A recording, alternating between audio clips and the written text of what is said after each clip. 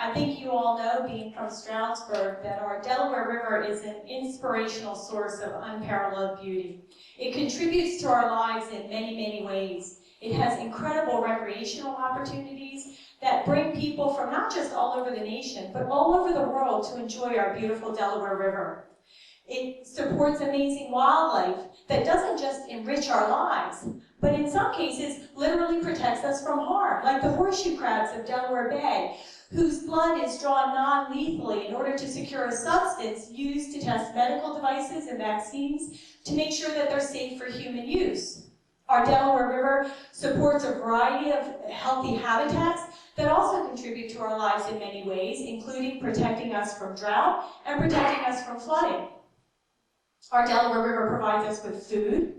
Our Delaware River supports a vibrant and growing economy here in the Delaware River Basin, providing over $22 billion of annual economic benefit to our region. And of course, our Delaware River is an irreplaceable source of drinking water to over 17 million people. And given that our Delaware River does all of these many wonderful, irreplaceable things for us, why is it that we rarely, if ever, hear anybody talk about our right to a healthy Delaware River? After all, throughout our lives, we hear about our rights to freedom of speech, freedom of religion, freedom of press. We hear about our right to bear arms. We hear about our private property rights. But throughout our lives, we don't really hear about our rights to pure water, clean air, and a healthy environment. And that's because those other rights are protected in our state constitutions and in our federal constitution. But for the most part, our environmental rights are not protected at the constitutional level. But that's not the case here in Pennsylvania. Here in Pennsylvania, we have a provision in our Constitution, Article 1, Section 27, that guarantees our right as people to pure water, clean air, and a healthy environment. Why is it that Pennsylvania has this important protection for our environmental rights? We have it because of literally centuries of degradation. Throughout the history of Pennsylvania, its natural resources have been exploited in a variety of ways, doing damage to the environment and doing damage to our human communities. We have spewed pollution into the air, we have spewed pollution into the water, we have over-harvested wildlife, plant life, fish life, and the result has been that we have degraded people's lives in many ways. People have been seriously, severely hurt as a result of centuries of environmental degradation here in the Commonwealth of Pennsylvania. They've lost the quality of their lives, they've lost their health, they've lost jobs and healthy economies, their drinking water supplies have been contaminated, and again, this went on for centuries here in the Commonwealth of Pennsylvania. But then in the 1960s, we were fortunate to have a gentleman named Franklin Curry elected to the Pennsylvania State Legislature. And he saw all of this environmental degradation, and he recognized how damaging it was to our lives. And he realized that one of the reasons why our environment was not being better protected here in the Commonwealth of Pennsylvania, despite the passage of state laws, despite the coming passage of federal laws, was that our environment, our environmental rights did not have the highest protection under the law like those other political rights we talked about, like the rights to freedom of the press, freedom of speech, freedom of religion. And he realized that that needed to change if we were to protect our environment and if we were to protect our very lives. And so Franklin Curry crafted the language of Article 1, Section 27 to go into Pennsylvania's Constitution. And in 1971, it went before the House of the Pennsylvania State Legislature, and it was passed unanimously. It then went before the Senate of Pennsylvania, and it was passed unanimously. And when the language of Article 1, Section 27 went before the people of Pennsylvania, it was overwhelmingly passed by a vote of 4-1. And as a result, Article 1, Section 27 became a part of Pennsylvania's Constitution, a part of its Bill of Rights. And so you would have thought that the environment here in the Commonwealth of Pennsylvania would have been protected better than it was being protected in other states in the nation. But that wasn't to be the case as a result of Article 1, Section 27, because quite early on, we had legal justices, we had politicians declare Article 1, Section 27 to be a provision in the Constitution that didn't have the substantive force and effect of law. That it was really just a policy statement, some pretty language. But again, that didn't have the substantive effect that could be used to enforce against environmental degradation, to prevent environmental degradation. And that was the case for 42 years. But then something changed. And what changed was that in the mid-2000s, shale gas extraction, drilling and fracking came to the Commonwealth of Pennsylvania. And it brought with it all of its industrial operations. It brought with it all of the land transformation and the deforestation necessary to support shale gas extraction. It brought with it massive volumes of highly contaminated wastewater. It brought with it contamination of water, including our drinking water supplies. It brought with it air pollution, including methane emissions contributing to climate change. And it brought with it a proliferation of infrastructure, such as pipelines and compressors, that inflicted their own set of harms on the communities that they cut through. And as a result, pretty quickly in the Commonwealth of Pennsylvania, communities were being overwhelmed by the industrial operations and the damage of shale gas extraction. And the reason that was able to happen was because of the laws in the Commonwealth of Pennsylvania. It was pretty easy for the industry to come into Pennsylvania and drill almost anywhere they wanted to. But that wasn't enough for the industry. The industry needed it to be even easier for them to go into every part of every community to engage in their drilling activities. They wanted to be able to go into our environmental and historic areas. They wanted to be able to go into our agricultural areas. They even wanted to be able to drill in our residential areas. And in order to make this happen, they crafted a piece of legislation that was eventually called Act 13 and was in fact passed by the Pennsylvania State Legislature. When Act 13 was passed in 2012, my organization, the Delaware Riverkeeper Network, myself and my role as the Delaware Riverkeeper, 7 towns, 2 municipal officials, and Dr. Maharnish Khan joined forces, and we said, enough is enough. This is an incredible overreach from an industry that was already inflicting significant harm on our communities. And we made a number of claims. We claimed that the language of Act 13 violated Article 1, Section 27 of Pennsylvania's Constitution. It violated our constitutional rights to pure water, clean air, and a healthy environment. A majority of the Pennsylvania Supreme Court, when all was said and done, did declare a number of provisions of Act 13 unconstitutional. And in a plurality opinion that was written by the Chief Justice of the Pennsylvania Supreme Court, the basis for the plurality justices of declaring a number of provisions in violation of Pennsylvania Constitution was that it was a violation of Article 1, Section 27.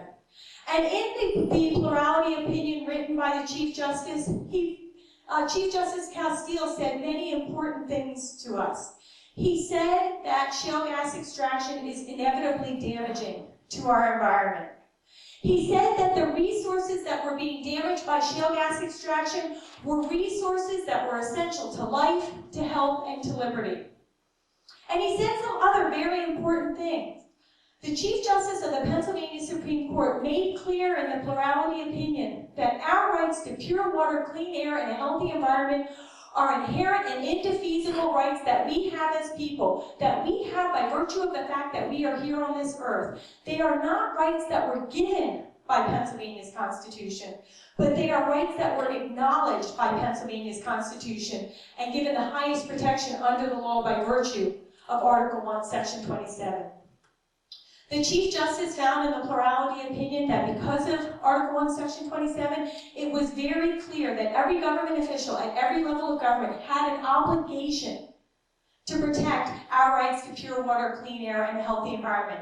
And he found that the environmental rights that had to be protected by virtue of Article 1, Section 27, that the environmental rights that we had that were inherent and indefeasible rights to us all didn't just belong to the people who are here today, but they belong to the generations that are yet to come. That decision came down in December of 2013, a very powerful, important decision that said many powerful and important things to our communities here in Pennsylvania. For the first time, Article 1, Section 27 was given substantive force and effect under the law. For the first time, we have had a Chief Justice recognize that our environmental rights are inherent and indefeasible rights. And so the question becomes, for us, the question became for me, what next? Well, there are a number of what next steps. The first is, we as people, whether you're in Pennsylvania or beyond, need to embrace the truth of what the Chief Justice said, that our rights to pure water, clean air, and a healthy environment are inherent and indefeasible rights that belong to us all. And we need to rise up and defend those rights as strongly and as firmly and as passionately as we rise up and defend every other inherent and indefeasible right we have, like the right to freedom of religion, like the right to freedom of speech. In the Commonwealth of Pennsylvania, what next means bringing more advocacy forth, more legal actions forth, to give more clarity to what it means to have Article 1, Section 27 protect our rights to pure water, clean air, and a healthy environment.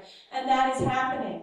And we have to be very clear, though, that Article 1, Section 27 is not just applicable to the shale gas industry. Article 1, Section 27 is applicable to all decisions, all actions that would degrade our environment and potentially compromise our inherent and indefeasible rights to pure water, clean air, and a healthy environment.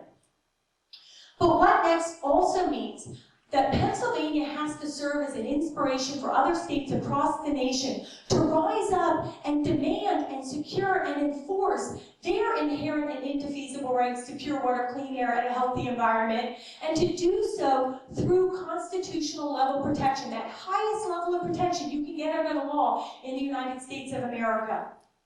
Now, I've looked at all of the provisions, all of the constitutions of all of the states in the nation, and what I find is there are 15 states that have no environmental recognition whatsoever. So it's very clear in those 15 states, communities need to get together, and they need to demand constitutional level protection of their environmental rights that rivals what we have in Pennsylvania, and in fact actually exceeds what we have in Pennsylvania, because Pennsylvania did a lot, but it didn't cover everything. When we look at the other 35 states in the nation that have something, what we see is that the state of Montana has a provision in language and in application that rivals what we have in Pennsylvania. So Montana can also serve as an inspiration. But when we look at the other 33 states, we see varying levels of language, of protection. But none of it is as strong as it needs to be. A number of the states talk about protecting fishing, hunting, navigation rights, but they don't talk about protecting the right to pure water, clean air, and a healthy environment. They don't ensure your ability and my ability to go get a healthy, fresh glass of water from our faucet and be able to drink it without fear that we're going to be contaminating our bodies. They don't ensure your ability and my ability to take a deep breath of air and not be worried that we're going to be contaminating our bodies. They don't ensure that those fish that get caught in the rivers where there's a right to fish are fish that are free of contamination, that aren't going to potentially make ourselves or our families sick. There are a number of provisions that talk about environmental protection, but they explicitly talk about it as pure public policy, not characterizing it as inherent and indefeasible rights or including it in the Bill of Rights like we have in Pennsylvania. They talk about, in other states talk about environmental protections, but those protections have to be vindicated by some future state action or some state law, which is not the same as having them be vindicated by the Constitution itself. So in those other 33 states, I think communities need to take a careful look at what's in their constitutions. And when they find, which many of them will find, that what they have falls far short of what we have in Pennsylvania, they need to band together and they need to get stronger constitutional level protection for their environmental rights. And I believe that we are in a moment in time when communities across this nation are ready to take this action.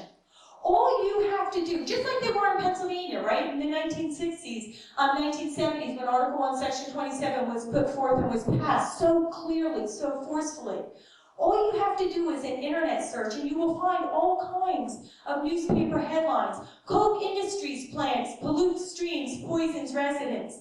Exxon spill, town deserted, residents still getting sick, forced to abandon homes. fracking industry wells associated with premature birth. I believe that we are in a moment in time where people recognize that the degradation of their environment is hurting their very lives. And they are in a moment in time when they are willing to recognize that their right to pure water, clean air, and a healthy environment are not rights given to them by law, but they are inherent and indefeasible rights that should be protected at the highest levels of law, like our other political rights, like the right to freedom of speech, freedom of religion, like our private property rights. And I believe that we are at a moment in time where people are seeing all this damage and seeing all the impacts on their lives, and they can really recognize that they need this highest legal protection for their environmental rights, because they can see that there truly can be no life, liberty, or happiness without a healthy environment.